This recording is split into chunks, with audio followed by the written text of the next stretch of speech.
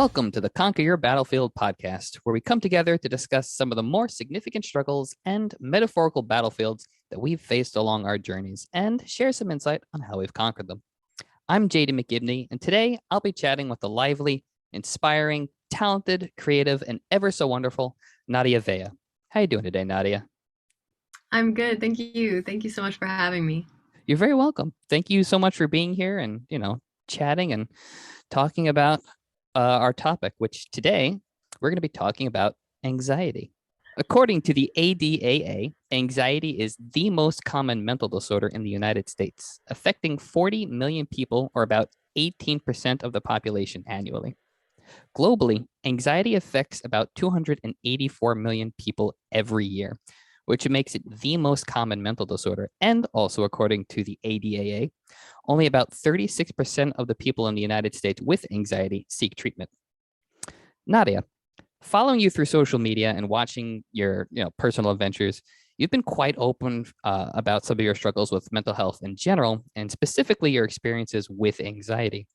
You've even used your music in order to raise funds for numerous organizations. So, what is it that led you to be so outspoken about your own personal struggles and to be so active in the mental health community as an entertainer?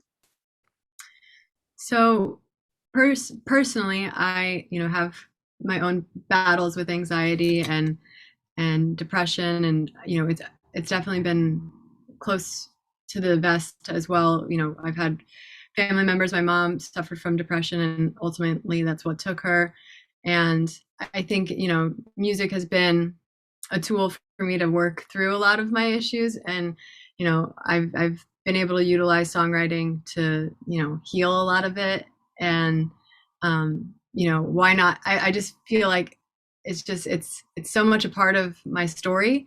I have to share it. It's something. It's like part of my duty here on earth. Like my time here, I must share. That sounds, Because so many people do struggle with it. yeah, it's anxiety and depression definitely seem to be two of the more common, mental illnesses that everyone faces. And from the way I understand it, anxiety in general is linked to like our own natural desire to uh, it's linked to the basic uh, emotion of fear to try and help create a sense of urgency to like identify potential dangers. Um, Right. and it sounds like just the way you're speaking right now that you've had this kind of like revelation for a really long time. So when you started getting into music, was this something that you had like consciously in your mind to be so outspoken about mental health with, through creating your art? I think it was just an evolution as I really dove further down the rabbit hole of writing my own song. I think I just, as I've been on my journey as a songwriter, I've been getting more and more authentic in what I've been able to like dig up. Like it's more of me versus me observing the world around me. It's like observing myself in the world around me, and how these isms that we all carry have impacted me positively and negatively how I interact with the world around me. And that's why I love music, is it's allowed me to connect deeper with myself and also my community.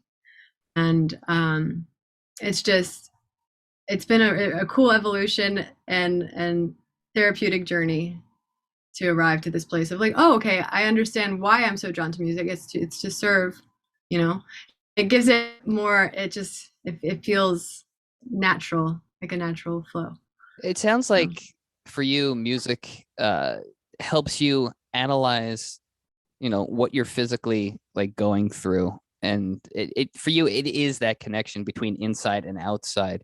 And it becomes that link to make sense of the things that may not necessarily make sense if you're just like living your day-to-day life. You're like, oh, why do I feel like this, or why am I edgy, or why do I feel uneasy? And then like it sounds like you take those feelings, put it into a song, and things start to like click. Am I correct in making that connection there? oh yeah, absolutely. And like it's so weird in the inception of the song concept, from inception to release, the layers of the onion, well, that like get pulled back and just get healed up through the whole entire process of sharing a song. And that's what's interesting is like I've always known I'm going to always make music and I'm going to, be a creator. But I guess that's why creators share. It's like it's completes the healing process, because what happens in the sharing process is we connect with other, like, like-minded people who may be experiencing similar Mhm. things or have been experiencing similar things, and that just domino, there's a domino effect of healing that happens. It's, speaking personally, I think it's so fascinating that like when you do write a song, it's you're able to basically take a snapshot in time about how you're feeling and like whatever it is that you're actually physically going through, and you can write it and you can like put it into this little like ball basically, and then like leave it and like step away, so you have a place for your feelings to go, but then you can like walk away and like decompress and come back to it like a day later, 2 days later, a week, month, a year, and have more of like a level head, and then you can come back and revisit whenever you want and just have like different perspectives, depending on like how you're feeling in the moment, or like the fact that we as people just grow as time goes by, and like we come back with more life lessons and more tools to like really process what it is that we've gone through, and then we can look at that moment, look at that song and be like, I was feeling this way because of this, really, and not what was like on the surface. And it's such a unique feeling, and I feel like, you know it's really hard to really explain that to people unless you are a songwriter, unless you are a musician, unless you are an artist in some way. Yeah, I feel like what's so cool about it too is we're able to provide words where many people can't find the words to express how they feel. And it's really cool. They're like, "Oh my God, I didn't understand why I was going through, like I didn't, I feel so understood and seen." And it's just it's cool to um be that channel in a way. Yeah. Has there ever been any like instances that like you can recall off the top of your head where like you were at a show, or like someone like reached out to you like through like social media or like email, or was talking to you and just said how much like a specific song that you had written like touched them, or like they were able to like connect with that feeling specifically? There's one really distinct moment of a show that I did in Sacramento. I had performed a song of mine that I still haven't put out yet. This was like 2019, and I still haven't put this song out because I've been really tinkering with it. And I'm actually going to be putting it out this year, finally. But it's called Paper Mache, and it's about body dysmorphia and just how unrealistic beauty standards are. And this woman came up to me after the show and she was like, "Thank you so much. I needed that song so badly tonight." And I wasn't going to play it because it was not finished. And I was just like, but I just felt like for some reason I needed to perform that song that night. And she was like crying and she just like was like, "Thank you." And I'm actually, I don't know why I'm getting, but like, that's exactly why I do what I do. That's a really like touching like story, and I think moments like that are really what stand out. It's you just said right now like that popped into your head like right away, like of something that like where you like connected with someone over like the art, like you were. I also think it's interesting that like you were kind of contemplative about putting like playing it that night because you were still like kind of like tinkering with it, and you felt like it wasn't exactly ready, it wasn't like perfect. I'm using that word just for this. And like the subject matter is about body dysmorphia and being just like over analytical of oneself to begin with. I think that's also an interesting thing that like you were kind of like contemplative over just the song itself. And that person is just like, oh, I really felt that.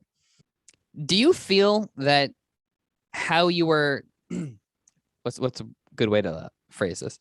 Do you feel that your hesitation to playing that song uh helped in your performance that night to really capture the essence of what you were trying to capture with that song, and potentially helped create that connection with that audience member? I definitely believe, it strengthened the energy that was created that night. it's interesting because in my exchange with her, I actually had a takeaway of what the song was missing, and it was an empowerment element. And that's why I haven't put the song out yet. So it's kind of like taking, you know, your inner strength and kind of battling out with these stupid beauty standards, and standing strong and firm, and like, I'm okay as I am. And it was a really profound experience for me, just like having that you know moment with her, and like just feeling what she needed, like as a deep on a deeper level from that song. I was like, okay, yeah, I know what to do now. So it was Huh. cool. I'm gonna take a stab in the dark and say that like body dysmorphia is something that you have struggled with or have dealt with. Absolutely. I have definitely, in general, struggled with taking up space. I have, which is What do you interesting mean? as a performer, just like taking up space. Like, you know, I'll be in, it's partially, my anxiety problems or struggles, not problems. Um, but I have carried throughout most of my life this fear of just taking up space, which is why I Interesting. think I love performing so much, because it's, a 30-minute moment or hour where I can just be. Like, I don't have to be so concerned about, oh, am I interrupting somebody? Am I being too loud? Like, am I being too much? You I know, totally get what you're saying now. I understand what you mean by saying like taking up space. I get it. right, right. So like, and I think that's translated in the physical realm for me. I've struggled with certain family members not, being super supportive of me. It's changed over time. There's been a lot of healing that's gone on, thank goodness. Mhm. But there's been some damage there, and I used to actually. I correlated this back in 2019. Whenever I would go on family vacations, I would drop 10 pounds Oh, subconsciously. I would just like with just completely drop 10 pounds, and I realized it, and I took a look at that, and I was like, oh, okay, that's because when I'm around these certain family members, I am not really permitted to be myself. And there's a lot of criticisms there. And, I let it kind of impact me in a negative way. And I think, a lot of women in general, I mean, and men, like, will develop eating disorders as a form of taking control over situations that they feel are out of control, and that they have to be hyper vigilant. And mhm. it's weird because eating disorders can be so many different things. It can be a tool to take control or take your power back in certain situations, or it can be just having a bad sense of not a bad sense of self, uh, a hard time being comfortable in your skin because of unrealistic beauty standards, which I've had a little struggle with both. So it's interesting. I think that there's a lot of manifestations of eating disorders and body dysmorphia that aren't actually talked about that much too. So I I agree. I think it's interesting that uh a lot of the what you were just saying kind of stems from that whole anxiety of like being concerned about over the sorry. I think it's interesting that that train of thought that you just went on all stemmed from this anxiety around taking up space. So right. it's interesting how everything kind of like uh worked worked out that way. And I also think it's interesting that you have basically fought that by being an entertainer, by being a singer and like just going up on stage where you literally are like the centerpiece taking up space. Do you Right. is there any point where you feel like you recognize that though those two kind of like were like opposite like trains of thought? Like I mean, I have to give my family major props. I think they turned me into, a great performer. And, I think, my creative side, when you are kind of silenced a lot, you go in your head, and you create, you play in your mind. And, I think many creatives have been silenced or voiceless in some way, and at some point in their lives. And that's why we have the ability to communicate in a healthier way. Because when you look at society, there's a lot of like when we look at our family lines, right? Like Mhm. for example, in Lebanese culture, there's a lot of passive aggression. There's never, if there's an issue in a family, like people don't really typically talk about it in a healthy way. Like, hey, it really bothered me when. It's more like, let me just act out and you'll have to figure out why I'm upset kind of thing. I can very And much I feel like relate to that runs, that. yeah, there's a lot of that in a lot of different cultures. And I think that music and art allows us to, really pinpoint an issue and express it in a healthy and creative way that's healing and trickles out to other people in the same kind of energy. And also at the So, same time, kind of like destigmatizes like talking about whatever the subject matter is, because it's like, hey, I went through this thing, I'm expressing it, through this artistic piece, but also I'm starting the conversation about, hey, this thing's bothering me. right. And that's why I feel so impassioned to use my platform and my music to talk about mental health, because it is so stigmatized, especially in like some of these old world, you you know, These cultures. These old world cultures, they don't want to talk about depression and anxiety. If you have a problem, they're like, shh, reputation. You don't want yeah, to and let anyone it's know you have problems. yeah, it's it's crazy to think that like admitting that someone has a struggle or that there is like a mental illness, that it's a sign of weakness, when really it is not, because everybody struggles with something at some point in their lives. Like if someone does not struggle, that person is probably a sociopath and might eat you, so stay away from that person. Don't want to hang out with that person. No. Yeah, it's just like everybody has something that they deal with, and it's okay, it's human, it's normal. It's just like I think it's really important to have these kind of conversations because it shows that we are not alone. Because speaking from personal experience, as I'm sure you've felt, if you're going through something, sometimes you just feel really isolated because, like you were saying, like your family, you've felt isolated, you know, for multiple instances with different family members, and like that right there is extremely isolating, especially if it's like with your family, because they're the people that are supposed to like be built in, always there for you and always supporting you. And if you feel like you can't connect with those people, it's like, oh, why would a complete stranger be able to relate to me? So Right. I think the fact that we're having this conversation right now is showing other people, hey, we these people are going through the same thing that I'm going through. Yeah. It's crazy how much is programmed into us just from our formative experiences with the people that we're most trusting of as we're growing up. So I still very much struggle with anxieties, and especially when I'm in groups. If I'm one on one, Mm. it's a lot easier for me. But when I'm in twos or threes or four, or like I have a hard time, like, oh, am I going to interrupt? Like, am I being You too seem too much? you seem like very much the kind of person who, like if you're in like a larger group, that you're there and like you make yourself like known and present, like, hey, how are you? But you seem like the kind of person who like observes the conversation if you're at like a large group of like people, or like a Yeah. get together or like a networking event or something.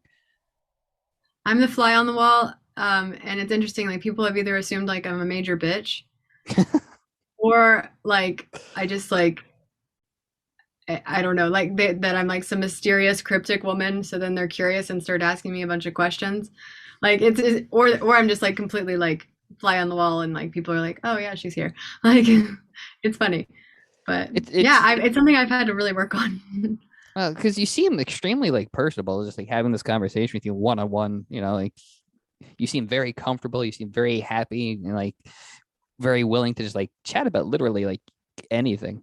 And I think that's a very strong sense of confidence that like you're portraying. And it's also something that I've noticed like through like listening to your music and like watching your music videos and seeing you on social media. You have this sense of self. You know who you are. You understand, what you're comfortable with. You understand the kind of person that you are, and that shows through your art, and it shows through this conversation that we're having, and just how you present yourself. And I think that uh, is something that should be commended, because people who do suffer from anxiety, as you have mentioned, like the idea of just like taking up space, having a strong sense of self and getting over that sense of like, oh, maybe I'm like overstepping my boundaries, or maybe I'm gonna be rude to this person, or maybe they might not like this. Like that's something that takes a lot of character and a lot of inner strength to do. So I commend you.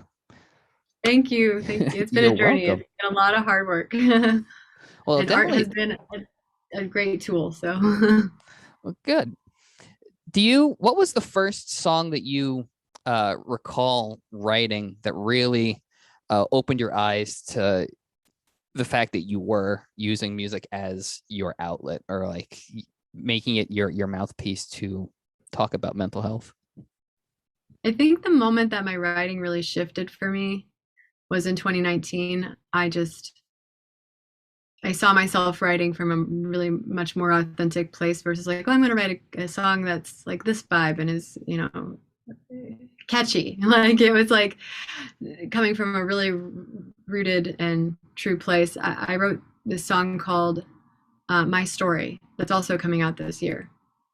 Um, and I was just like, oh, like I'm really like taking a deep look at, some of my shortcomings here, and I'm facing them, and I'm facing them in a less critical way versus like the negative anxiety voice in my head. Like I'm turning this into something really beautiful, and from there, I feel like I've just been able to get more and more authentic in my work, and it's cool. I have a whole series of EPs coming out this year that kind of go on this journey of like self discovery and just healing. So I'm super excited to start sharing them. I absolutely love that whole like concept, and the fact that it's like multiple EPs, it's which means multiple songs. So it sounds like you've done like this significant like gear shift of uh like you just said, self-discovery. Yeah, I'll go ahead and leak the first EP name here, Okay. but it's called My Face Hurts. Ooh, I like it. And I think you can probably like imagine of where that's going. But yeah, Well, I'm yeah, excited to hear this. I'm excited to share. I can't wait. I wanted to ask, what inspired you to start using your music as a tool to be fundraisers and actively get you involved with like the mental health community? Because that's something that like not a lot of people have done. People are usually just like, oh, I'm going to write this song about how I'm feeling, but you're like, you took it the next step of like, I'm going to use this to actually give back and help people like physically. Yeah, I mean, I think once I zeroed in on like my authentic voice as a songwriter, the moment things kind of like opened up in that realm for me was when I put out my song Holidays and Confused. I had come across this organization called Alliance for Hope, which Holidays and Confused is a song that I wrote as a tribute to my mother, who I miss all the time, but especially during the holidays, because as you know, holidays are very tradition oriented and bring Very back, family oriented. yes, it brings back a lot of memories. So I found this organization called Alliance for Hope, and I thought they were really cool because they're a group that actually helps survivors of suicide Oh wow. through the grieving process, and they create a community around it. And I just remember when I discovered it thinking, man, I wish I had known about this back when, I had already done a lot of work at this point on working through, guilt and all these different things that suicide survivors go through. But I just loved it. And I was like, you know what, I'm going to align this with Holidays and Confused. And I got to chat with the owner of the charity as well. And just from there, like working with her and setting up the song with that, I was just like, I need to do this with every song, like zero in on what the messaging is and see if I can find an organization that I feel like speaks to it. And it felt really nice to just like drive traffic over to her organization. Like, our songs don't stream and make tons of money. So like my monetary, Yeah. contribution is not as much as I would love it to be, but we'll get there. But at least it's like shining light on her organization. And also I've had some friends be able to go and utilize the platform who have gone through similar Fantastic. things. Yeah. Yeah, and So it's it's like cool. regardless of like the monetary contribution, the fact that you're aligning with these organizations, like you're helping, like you said, to shed light on the fact that hey, they're here. Hey, there's this resource if you need it. You know, you're not alone. There is help, and it's you're physically getting involved with you know the mental health community over something that you specifically have like experience, like what it's like, and you're doing your part to like one help yourself get through stuff, but also help others who are going through similar things. Feels good. It feels good. I had a question and I totally just lost it. Man, I had a brain fart. Hate it when that happens. I know it was a really good question too. Earlier, this bee was in my window and it was so distracting me. I was like, come on, ADHD, stick with it. Like, it was the biggest bee I've ever It's like, seen. oh god, that thing's giant. Oh man, what was it? Oh, I'm gonna go down the rabbit hole of like asking about your mother, if that's okay.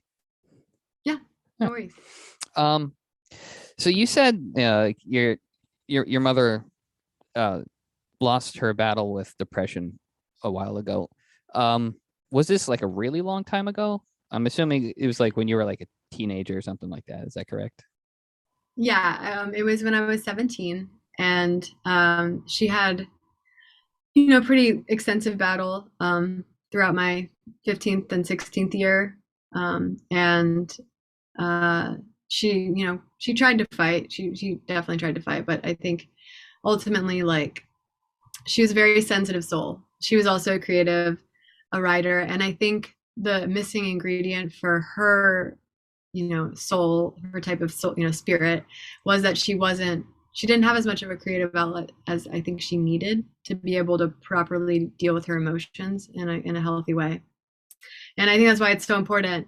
I think a lot of people are like, "Oh, I'm not creative. I'm not creative." I'm like, "No, you are. Everyone is creative, and it's such an amazing healer. Whether you're painting or doing some makeup artistry, like it's important to tap into. I think that like playful, childlike wonder as a way to release life's trials and tribulations.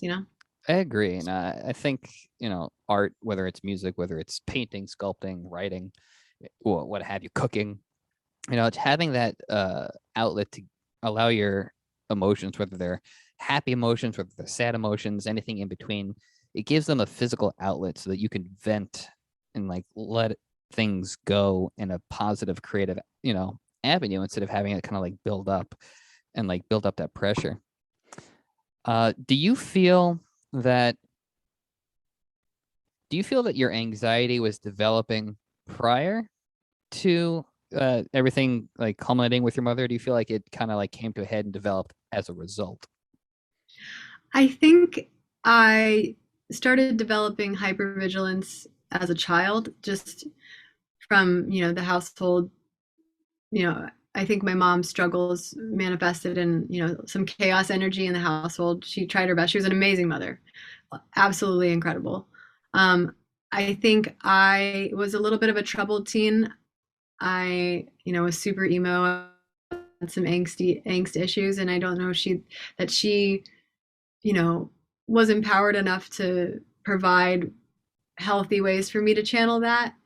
So I, acted out quite a lot. And I think I just developed this like anxiety as a way to cope and be aware of like everything.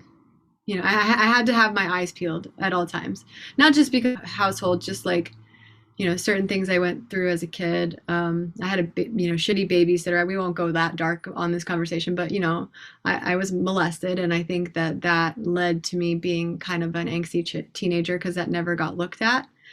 Um, and yeah, I think um, you know, when a child is violated, I think they automatically develop this hypervigilance. And it served me well in a lot of ways, but it's also been a struggle too. So um but I'm thankful for the life experiences that I've had, because I think that there's a lot of people that go through these things and they develop these, you know, isms, these anxieties, and it's hard for them to. I feel like I'm blessed to like have arrived to this place where I am expressing and I am tapping into all of it, because that's why I'm here. Like I'm here. Oh shoot! I'm here to knock stuff off of desks. No, I'm here. Um, I think take what my mother carried. I think it's, I really strongly believe in generational trauma, and I know I'm getting a little long-winded here, so stop me if I'm. But No, I really share, believe continue. I really believe generational trauma is a thing, and I think that her mother carried a lot of things that she ended up having to carry on her back, and then a lot of what she was carrying has been now sitting on my shoulders, but I've been able to kind of tick away at it, you know. And that's what I think is so beautiful about the time that our generation is arriving, is there are conversations happening, whereas our parents, it was like, okay, let's sweep this under the, you know. Yeah, So and it's powerful. it's definitely a lot more common with our generation to have these conversations openly, and it's just like, hey, like we're recognizing that like more and more people are going through this, especially with like the invention of the internet, or like having social media. We can connect with people not only like in our our neighborhood and like our work environment, but literally all over the world. And we're like, oh, these things are happening everywhere. We should definitely take a look at this. We should talk about this and like stop, certain things from happening. I also want to like touch base on or try to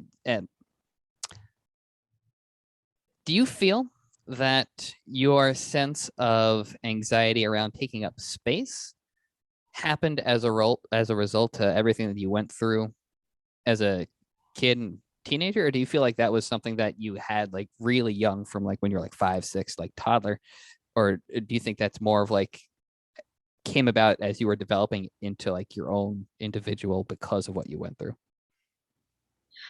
I definitely correlate it. I think it developed from a very young age, and I think it's kind of grown in intensity through life's experiences, like, being an artist in the music industry Mhm. and getting taken advantage of. We get taken advantage of all the time. People prey on dreams. Yeah. And I think, it's kind of just taken little scabs and just like peeled away at them until they became this like kind of like anxiety monster, right? This hyper vigilant, overworking little part of my brain that's like, all right, all cylinders are firing. We are going to be aware of all the things, even the things that you don't really need to be aware of. All the time, even when um, you're sleeping. when you're sleeping, even when you're like about to have like the most epic dream. Yeah. So I think it's definitely such a culmination of things, but I feel like it definitely started in the formative years. Gotcha. Yeah. Well, I'm really happy to see that, like, despite everything that you've gone through, because what you've shared right now has been a lot. Like, you've definitely gone through a lot of things. I'm really happy to see that you've been able to work through everything and find, you find Nadia and become this happy and positive, like person who's like shedding light in the world, not just through your music, but just your demeanor, just like having this conversation. You've been nothing but smiles and happiness. Thank you. I mean, it's been a process, and I will say this, the saying, hurt people hurt people. Hmm. Like, before dealing with my, like, really like looking at my isms, I feel like I was re-inflicting some trauma onto myself, while also, not being the greatest person. And I think that's what trauma does. When you don't look at it and you don't heal it, it can be a monster and show up in so many ways. And that's why I am, I still have my depressive days and my moments where I'm like, the world is this black hole, and I don't, I have like these just dark thoughts, and I have to work through them. But I think,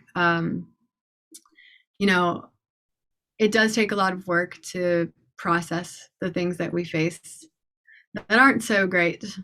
But I'm just thankful to have art. Yeah. It pointing out like the fact that you have, those good days and the bad days. That's something that like, everybody has those good days and those bad days, and like having those bad days is totally fine. It's okay to not be okay. Everybody has emotions, so like everyone experiences them differently, everyone processes them differently, and if you are processing them how you process them, it's totally fine as long as you're not being like harmful to anybody else or yourself. Like feel whatever it is that you're feeling, Right. and the fact that you're so self-aware, it sounds like you're giving yourself that room and that permission to feel whatever it is that you're feeling, but then you understand what you're going through and you understand what's going on. And it sounds like you've also done research, and potentially you might have even gone to see like a professional therapist at some point to like work through stuff. So like you have the tools to allow yourself to experience what you're experiencing in a healthy manner. Right. I ran for a long time, man. I ran like hell. And, you know, there's so many ways to escape in this world, you know, and I think I tried all of them. And it only works for so long. You eventually have to look at yourself in the mirror and be like, okay, yeah, that's not good. This is not good. And my therapist, Dr. Sandy Peace, shout out. She's amazing. Um, she's changed my life, and I've worked with other different forms of therapy, and it's all been really helpful. I recommend everyone go to therapy. I've even worked a 12-step program, which sometimes that I think so 12 steps, as you know, are like for addictions and things like that. And I think I was addicted to so many self-sabotaging behaviors. So I worked a 12-step program. Interesting. Some of those programs are funny because they're very like Lord God centric. But I just call, this, the powers that be. And I just, I found it very helpful as well. So find whatever works for you and just like process and, don't be too hard on yourself, but take a look and it's beautiful what you can find. Yeah, and it is scary to take those initial first steps to like look at oneself in a critical manner, because it's never comfortable, especially doing it for the first time, to like look at yourself and identify potential like negative traits or potential like mistakes that have been made. But the reality is everyone makes mistakes. Everyone does things, not perfectly, and that's okay, because we're all human beings. There's perfection in imperfection, kind of thing. But it's like making a mistake does not devalue you in any way, shape, or form. If anything, a mistake is just a lesson to not do something the way you just did something. And like if you make Right. mistakes, it's okay. Don't do that again. It's part of being human. And if you do it again, then it just gives you another opportunity to look at the root of why you did it again. And then, it's like just there's beauty Exactly. in it. Yeah, there's always a lesson to become the best version of yourself. Mhm. And it's never too late to start. That is very true.